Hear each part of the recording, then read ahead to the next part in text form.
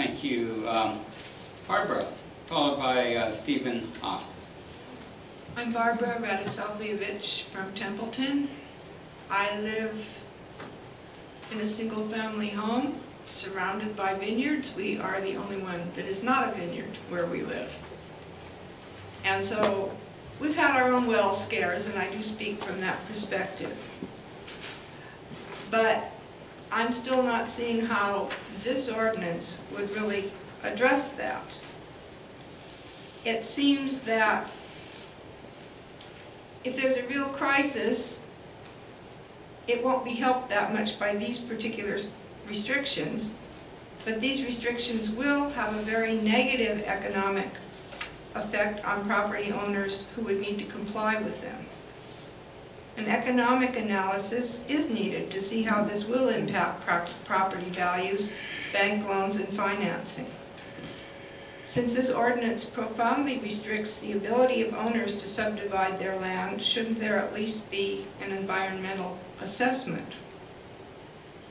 As I was looking this over last night and looking at the ordinance, I discovered that it's difficult enough for a layman or average property owner to even understand these ordinances, let alone comply with them.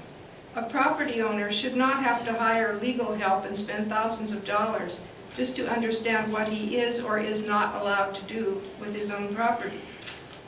It would seem that these ordinances could be written in plainer English.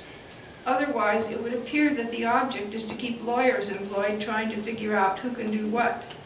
Such legal language that's hard for laymen to comprehend also makes it easier for the officials in charge of permits and enforcing ordinances to do the legal interpretation for them to save property owners from hiring a lawyer. Those interpretations might not be the same ones a lawyer working for the property owner might have.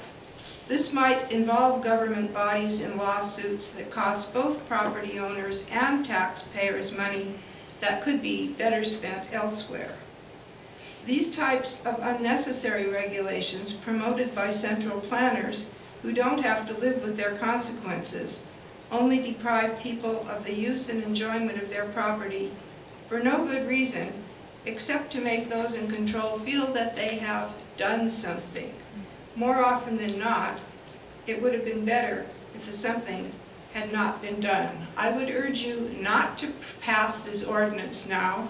Wait until January. Wait until these other groups that are working on solutions have a chance to make their input. There's no reason to rush into this. Thank you. Thank you, Barbara.